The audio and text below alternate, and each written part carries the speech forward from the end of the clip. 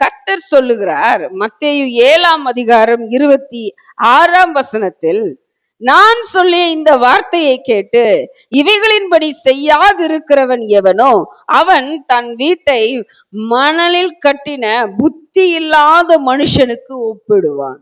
பெருமழை சொரிந்து பெருவெள்ளம் வந்து காற்று அடித்து அந்த வீட்டின் மேல் மோதின போது அது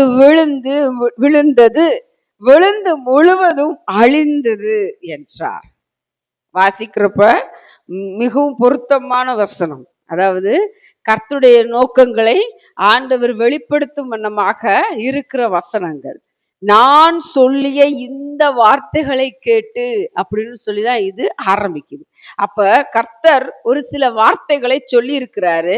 அந்த வார்த்தைகளை கேட்டு நடக்காதவனுக்கு என்ன சம்பவிக்கும், செய்யாதவனுக்கு என்ன சம்பவிக்கும் அப்படின்னு ஆண்டவர் எழுதி வச்சிருக்கிறாரு. ஒரு வீட்டை கட்டுறவன் மண்ணு மேல கட்டுனான்னா பெருவெல்லம் வர்றப்ப பெருங்காத்து அடிக்கிறப்ப அந்த வீடு எப்படி அடிக்கப்பட்டு போகுமோ அப்படியாகவே ஆண்டவருடைய வசனத்தின்படி நடக்காதவன், ஆண்டவருடைய வார்த்தையின்படி நடக்காதவன் கட்டின வீடு, அதாவது தன்னுடைய வாழ்க்கையை கட்டினால் அந்த வாழ்க்கை எப்படிப்பட்டதாக தான் இருக்கும்னு ஆண்டவர் சொல்றாரு. காற்றடித்தா மழையடித்தா விழுகிற வீடை போல ஒரு சின்ன பிரச்சனை வந்தா கூட, ஒரு சின்ன ஒரு சம்பவம் நடந்தா கூட என்ன வந்துரும், அவங்களுக்குள்ள சமாதானம் இல்லாமல் போகும். அவங்க வாழ்க்கையே தொலைக்கும்படியாக அவங்களுக்குள்ள என்ன வந்துரும், சண்டை சச்சரவுகள் வரும், பிரிவினைகள் வரும். இது எதனால நடக்கும்? கர்த்தருடைய வார்த்தையை கேட்காதவனுக்கு, அவருடைய வார்த்தையை விசுவாசிக்காதவனுக்கு. ஆண்டவர் சொல்றாரு, இன்று வேதம் வாசித்தீர்களா அப்படின்னு சொல்லி எப்பவுமே நம்ம ஒரு வீட்டுல நம்ம வசனங்கள் நிறைய எழுதி வைக்கிறது போல இந்த வசனத்தை போர்டுல மாட்டி வைக்கிறது வழக்கமான விஷயமா இருக்குது இல்லையா? நம்ம கிறிஸ்தவங்க அப்படின்னா நம்ம வீட்டுல நிறைய வசன போர்டு இருக்கும். அதுல பிரதானமான போர்டு இப்படி இருக்கும், இன்று வேதம் வாசித்தீர்களா, இன்று ஜெபம் செய்தீர்களா அப்படின்ற வசனம் இல்லையா? வேதம் இன்று வாசித்தீர்களா அப்படின்னா ஒவ்வொரு நாளும் நீ வந்து நிக்கிறப்ப அந்த வசனத்தை பாக்குறப்ப எப்படி இருக்கும், இன்று வேதம் வாசித்தீர்களா, இன்னைக்கு வேதம் வாசித்தீங்களா, இன்னைக்கு ஜெபம் செஞ்சீங்களா? இதைத்தான் ஆண்டவர் மறுபடியும் மறுபடியும் நம்மகிட்ட கேட்டுக்கொண்டே இருக்கிறார்.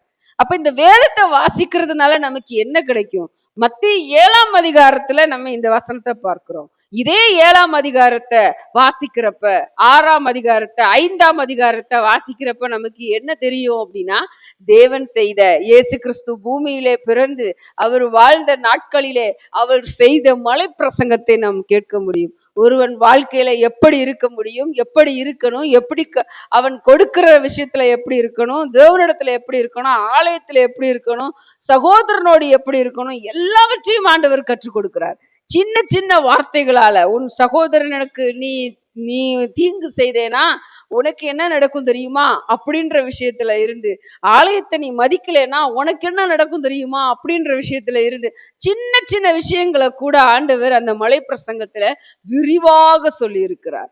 நீ காணிக்க செலுத்தும் போது எப்படி செலுத்தணும் தெரியுமா?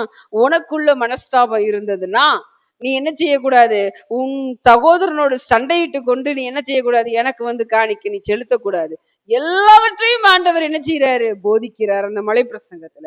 இந்த 5 6 7 தியானிக்காமல் நாம் கிறிஸ்தவர்களாக நிச்சயமாக இருக்க முடியாதுன்னு நம்மளால சொல்ல முடியும். ஏன்னா ஆண்டவர் சொல்றாரு 26 நான் சொல்லிய இந்த வார்த்தைகளை கேட்டு அப்படின்னு தான் ஆரம்பிக்கிறார். அப்ப வார்த்தைகளை கேட்காதவன் அப்படின்றவங்களுக்கு என்ன நடக்காது, நிச்சயமாக சம்பவம் நடக்கும், அவர் சொல்லிய வார்த்தைகள் நடக்காது. ஓகே, நம்ம இப்ப ஆண்டவரிடத்துல அவர் சொல்லியபடியே கேட்டு அவர் வேதத்தை விரும்பி வாசித்து அவரிடத்திலே ஜெபித்து அவரிடத்திலே எப்பொழுதும் ஆண்டவரே எனக்கு உதவி செய்யுங்கன்னு கேட்டு ஆலயத்தை நேசிச்சு சகோதரனிடத்துல அன்பு கூர்ந்து எல்லாவற்றையும் சரியாக செய்தால் ஆண்டவர் என்ன நன்மை நமக்கு தருவார்? 24 ஆகையால் நான் சொல்லிய இந்த வார்த்தைகளை கேட்டு இவைகளின்படி செய்கிறவன் எவனோ அவனை கண்மலையில் மேல் தன் வீட்டை கட்டின புத்தியுள்ள மனுஷனுக்கு ஒப்பிடுவேன். பெருமழை சொரிந்து பெருவெள்ளம் வந்து காற்று அடித்து அந்த வீட்டின் மேல் மோதியும் அது விழவில்லை, ஏனென்றால் அது கண்மலையின் மேல் அஸ்திபாரம் போடப்பட்டிருந்தது. கண்மலையாகிய இயேசு கிறிஸ்துவின் மேல நம்மளுடைய அஸ்திபாரம் போடப்படும். நம்மளுடைய வாழ்க்கை என்ற அஸ்திபாரம், வீடு என்ற அஸ்திபாரம், நம் தொழில் என்ற அஸ்திபாரம், எல்லாவற்றுக்கும் அஸ்திபாரம் தான் முக்கியம் இல்லையா? அஸ்திபாரம் சரியாக அமையலைன்னா வீடு நிலைக்காது. அதைத்தான் ஆண்டவர் சொல்றாரு, என் மேல நீ அஸ்திபாரம் போடு, என் வார்த்தையின் மேல அஸ்திபாரம் போடு, என் வார்த்தையை விசுவாசித்து அதன் மேல் அஸ்திபாரம் போடு. அப்படி அஸ்திபாரம் போடும் பட்சத்துல உன் வீடு என்ன செய்யாது? விழுகாது. உன் வாழ்க்கை குலைக்கப்படாது. எத்தனை சத்துருக்கள் போராடினாலும் சரி, மாமியார் மாமனாரும் வந்து உன்னிடத்துல சண்டை போட்டாலும் சரி, நாத்தனாரும் உன் கொழுந்தியாலும் வந்து உன்னிடத்துல சண்டை போட்டாலும் சரி, உனக்கு என்ன நடக்காது? உன் வாழ்க்கையை யாராலையும் டிஸ்டர்ப் பண்ணவே முடியாது. அவங்க எவ்வளவுதான் உனக்கு விரோதமாக செய்தாலும் சரி, என்ன விரோதம் செய்தாலும் சரி, உன் வாழ்க்கையை அவங்களால என்ன செய்யவே முடியாது? பறித்து கொள்ளவே முடியாது, டிஸ்டர்பே பண்ண முடியாது, அதை தொட்டு கூட பார்க்க முடியாது. ஏன்னா நீ யார் மேல நீ அஸ்திபாரம் போட்டிருக்க? இயேசு கிறிஸ்துவாகிய கண்மலையில் மேல் அஸ்திபாரம் போட்டிருக்க.